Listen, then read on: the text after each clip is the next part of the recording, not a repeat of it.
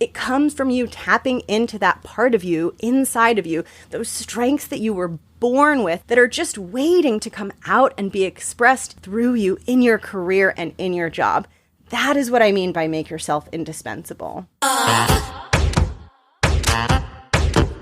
Welcome to The Art of Speaking Up, a podcast that empowers professional women to rise. I'm your host, Jessica Guzik, and in this show, I take you undercover into the stories and lessons that I learned, sometimes the hard way, throughout my career.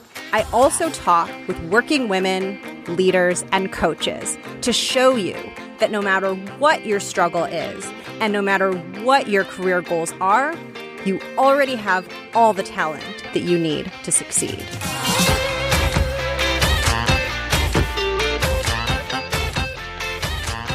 Welcome to the show. It is so good to be here. It is so good to be talking with you and having you listening. You might have already figured this out, but today's episode is a solo episode. It is just me. Once again, I hope you are not getting sick of me, but I wanted to follow up and share some more information on an episode, a bonus episode that I released over the summer while the show was on a break that got a lot of positive feedback, and it really connected with a lot of you who are listening to the show.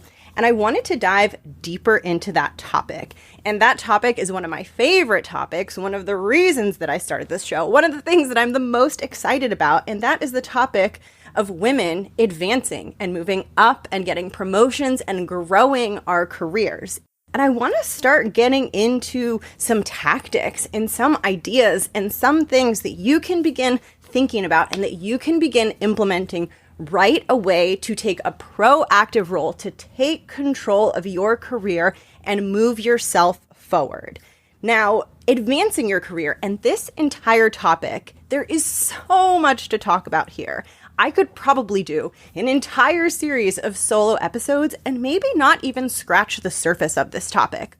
So think of today's episode as an overview of some topics that I'll probably go deeper into. And I would also love to know which of these topics you would find it most helpful to go deeper into. But I'm going to cover 3 building blocks, 3 pieces that are really key and core when it comes to career advancement and when it comes to moving ahead. And it's going to be an overview of those 3, and I'm going to explain what they are, but I'm not necessarily going to go super deep in each one. I'll probably do that in future episodes. Let me know which ones you want me to go deeper into. I'm here to help you. But what I really want to talk about when it comes to these 3 building blocks is what they are, and then the mindset blocks and fears and hesitations that get in the way and often stop us from actually taking these steps and pursuing these actions and putting these 3 building blocks in place. Because taking control of our careers requires courage. It requires courage because it can be really, really scary. But I want you to know that if some of the steps feel scary, if you struggle with imposter syndrome, if all of this feels maybe a little bit big or a little bit out there for you, you are so not alone in feeling that way. And that's why I'm doing these episodes and hitting on these topics, because I want to walk through some of the common fears and mindset blocks and struggles that come up as we take steps and as we pursue these actions to advance our careers. So you know that you're not alone. You know that it's not just you. And most importantly, you know that you can still take control. You can still be proactive. You can still move yourself forward, even if you feel a little bit afraid, and even if it feels scary, and even if it feels big. Those things are hard, I know, and sometimes they're really not fun. I know, I've probably been there if that's where you are. But hard and not fun and challenging doesn't mean impossible. And it doesn't mean we can't begin to cultivate courage. And that's going to be very central to this episode. The first thing that I want to go into before I even get into these 3 steps and these 3 pillars and the mindset blocks and the barriers is I want to talk about an overarching concept that is really, really important here. And it's important whenever we're talking about trying to do something or accomplish something in our career trajectory. Now, when we're answering a question like, what are the steps that I need to take to advance my career? What do I need to do to move forward and get a promotion and move up and build the career of my dreams that I really want to build? When we're answering that question, I want to make it really clear that this is not about precision and this is not about doing things perfectly. So as we are following these steps and taking actions to advance our careers and to grow and move up, we are not NASA and we are not sending someone to the moon. And what I mean by saying we're not NASA and we're not sending someone to the moon is this is not about precision. When we're sending someone to the moon, and let's say, imagine we're engineers and we're doing the calculations and the projections and the spreadsheets, and I'm sure there's a bajillion things involved in sending a man to the moon a man? A person, sending a person, maybe a woman to the moon that I don't know about. But when we're doing that, it's all about precision, right? The steps need to be perfect. Everything needs to be down to the bajillionth decimal point because we don't want to mess this up. There is very little margin for error when we're sending someone to the moon. Now, when we're talking about our careers and career advancement and figuring out how we navigate this crazy professional world that we are all a part of, it is the polar opposite of that. We are not sending someone to the moon. This is not about precision. This is not about getting it perfectly right to the bajillionth decimal point. This is about taking action that seems like it's going to work, doing things that feel like they make sense. And when things don't work and when we realize that those things didn't make sense, learning and correcting. But we don't want to wait until our information is perfect and we have 100% certainty before we take action, because this isn't the type of exercise where there's one precise way to do this. And this also, despite the way you might feel, this also isn't the type of exercise where if we make a mistake, we're doomed, right? If there's a mistake made when we're sending someone to the moon, it's not going to be good. But this is not that. But the thing is, it could feel like that. Our brains might make it feel like that. So we want to be constantly reminding ourselves over and over and over, this is just my career and I'm just trying to work on it and take some courageous steps, but I am not trying to figure out how to get myself to the moon, so I don't need to do it perfectly, and mistakes are not deadly. So try to keep that in mind as you go through this, because I think sometimes the tendency to know everything and be perfect and get everything right and do the perfect right thing all of the time, it can block us from taking action because we feel so paralyzed by not knowing the perfect path. If you are someone who wants to advance your career and you don't know the perfect path, that literally means you are in the right place because there is no perfect path.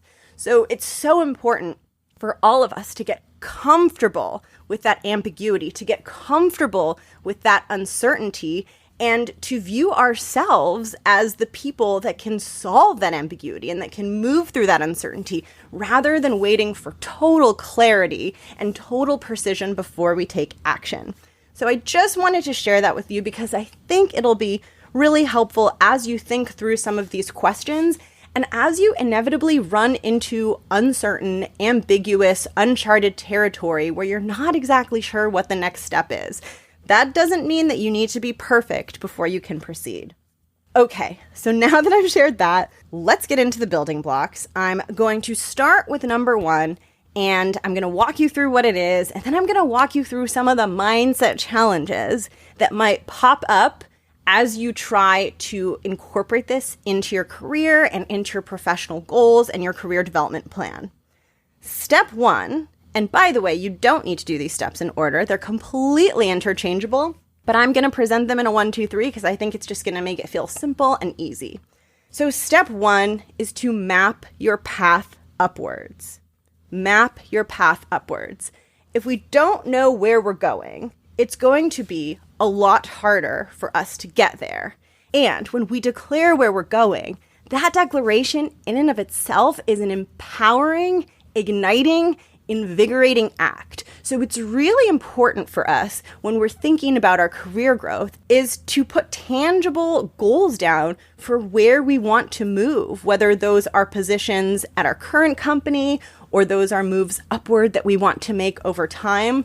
But the way that you can think about it is throughout your career, you're going to have many moves up. So if this is your first time thinking about advancement and a career promotion, know that this is not the first time you're going to come to this rodeo. This is hopefully going to happen for you over and over and over again. And when I talk about mapping your path upwards, you can map as many layers up as you want. You can just focus on the next thing ahead of you where you're like, okay, I'm right here and I know next I want to be here.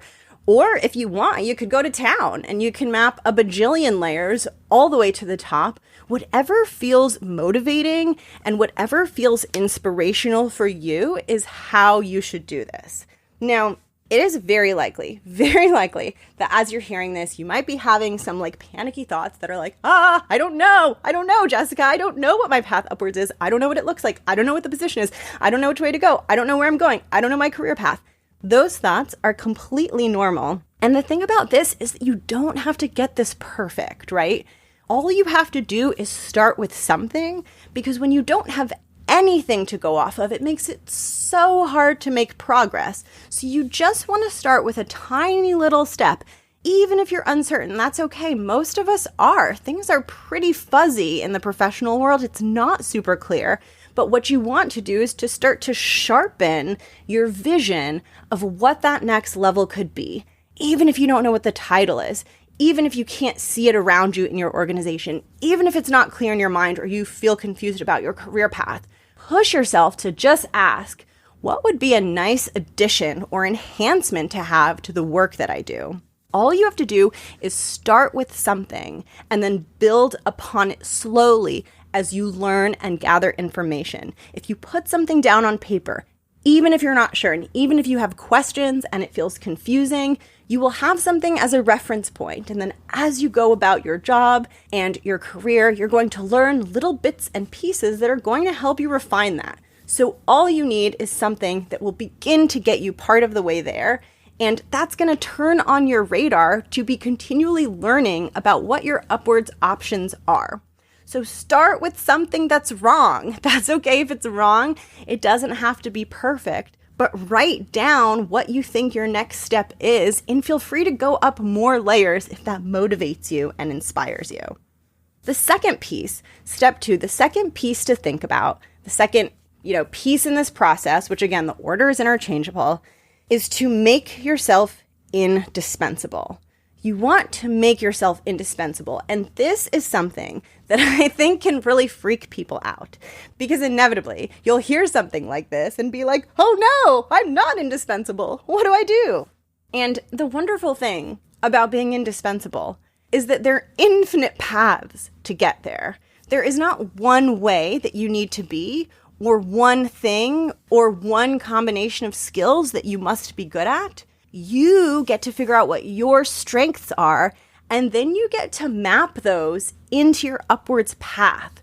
And if you're wanting to go deeper into the topic of strengths, definitely listen in season 2 to the solo episode I did about uncovering your strengths. But being indispensable is really about figuring what are those set of activities that come so naturally to you.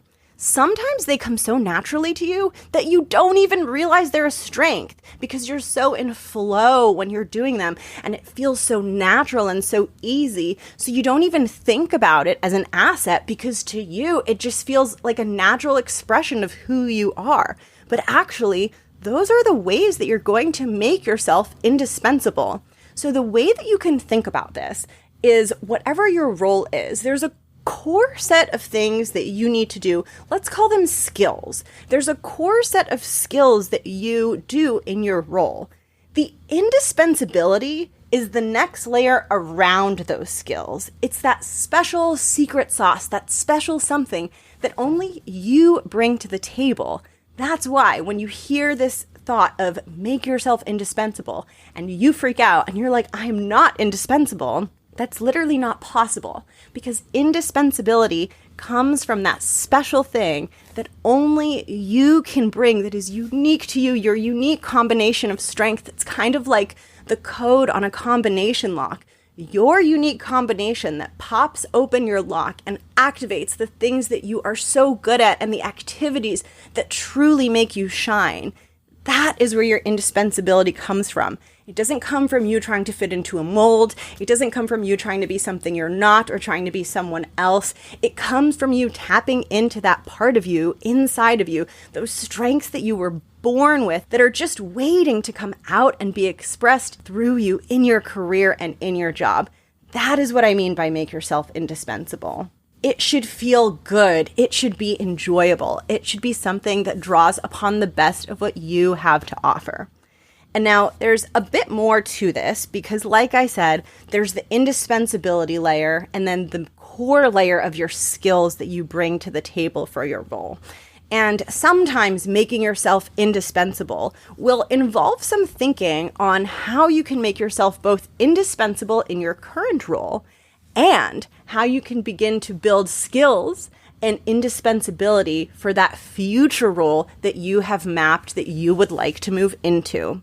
So it can require you to actually get out of the present state and out of your current set of responsibilities that I'm sure are so important for you to do well, but it can actually put you into the future, and you can begin looking at that future position and asking yourself, first of all, are there any core skills that I might want to develop that would really position me well for this? And second of all, how can I nurture and develop and grow my strengths so that I can be not only indispensable to my company and to the company's mission in my current role, but so that I can really tap into that and allow it to flourish in this future role? What are some ways that that might come through?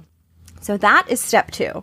And then step 3, this is the most important, in my opinion, of them all. And it's also the most terrifying. So if this feels scary to you, you are not alone. That is totally normal. And step 3 is to map and execute your communication plan. Wouldn't it be so nice if we could just do amazing work and be amazing and do the best stuff all the time and get rewarded for it in proportion to what we contribute? Wouldn't that be great? That should be happening for women. But it is not happening. It is not happening for women, and it is not happening for minorities in the workplace, and the data shows us that. So showing up and doing good work and being indispensable and having a view of where you want to move next in your career, all of those things on their own aren't enough. We need to proactively take control and figure out who are the people who influence the decision of what happens next for us in our career. And how are we going to ensure that those people are on board with us and that those people will be advocating for us when the time is right? And this is scary because speaking up for yourself and advocating for yourself and talking about your accomplishments and making asks and really being proactive about this and taking this into your own hands rather than doing the work and waiting and hoping that you get recognized. That requires so much courage. It's also a very scary, vulnerable position to be in because you don't know exactly how things are going to turn out. But what I want to emphasize to you when it comes to this piece of the puzzle and this piece of the equation is that it's okay if it feels uncomfortable. And it's even okay if you hear this and you're like, I don't want to do this. I don't want to set up those meetings. I don't want to have those conversations. That sounds terrifying, Jessica. That yes, lock me in a room. I'll do the best work ever. I don't mind working hard, doing the things, getting it done, but I don't want to have the scary conversations. That feels much harder. I totally understand that. It does feel hard and it can be really uncomfortable. But my question for you is, are you willing to experience discomfort? Because the truth is, it's not really about the scary conversations, and it's not about whether you're unwilling or willing to have them. It's more about whether you're unwilling or willing to be uncomfortable. And what is required for us to make the decision to be uncomfortable? What's required is courage. Courage is the thing that gives us the fuel we need to do something that we know will be uncomfortable. You can decide to do it, and you can decide to do these things, and they'll still be uncomfortable. So this is an exercise in building and acting in a courageous way. This is about having the courage to experience and sit through discomfort. This is not about waiting until you are super confident and waiting until it is easy breezy for you to sit down and have a conversation with whoever it is you need to be having conversations with to ensure that you're on track to your next promotion. It is not about waiting until it is easy. It is about committing to doing it when you know it will not be easy, when you know you feel like you might throw up all over yourself, but you're doing it anyway. That's what this is about. And that's why I believe that courage is central to all of this and probably one of the most important skills to cultivate. And now I skimmed over these 3 at a really high level. And to recap for you, step 1 is to map your path upwards. Step 2 is to make yourself indispensable. And step 3 is to map and implement your communication plan. All of these steps involve a lot of different pieces that can really, really help you. Even just within one of those steps, there is so much more that I can share. So my question for you is, I would love to know where you feel stuck or where you feel like you need help, if it's 1, 2, or 3, or all of them. I would love to hear from you, so please shoot me a note. The best way is on Instagram. My handle is The Art of Speaking Up. And let me know, because I can do solo episodes on all of those, or I can choose one. But I want to do it based on your sincere desire to take action and your readiness to move forward, even though this might feel hard and this might feel scary. As women, it is super, super important for us to take this into our own hands. And the thing that I will tell you is, as scary as some of this might seem, the more you do it, the less scary it gets. And then once it gets less scary, you're going to wish that you had started this sooner, because you're going to actually realize that getting what you want and pursuing what you want is a little bit easier than you might have thought if you just give yourself the opportunity and the courage to be in some of those initially uncomfortable situations. So those are the steps. I think I'm going to go deeper into them, but I want to know what you think and which ones you find the most confusing and murky and intimidating. And I would love to share more. This week's episode is going to be a bit shorter, so I'm going to close things out right here, but I want to give you a massive thank you for listening. And please, if you're enjoying the show, if you're loving the show, share it with a friend and leave a rating in the iTunes store. It is so helpful for me to know that the content is resonating and that it's helpful. And I love getting your feedback and I love getting your reviews. So I would love to hear from you. Feel free to reach out to me, like I said. And with that, I'm going to sign off and I'll catch you in the next episode. Bye.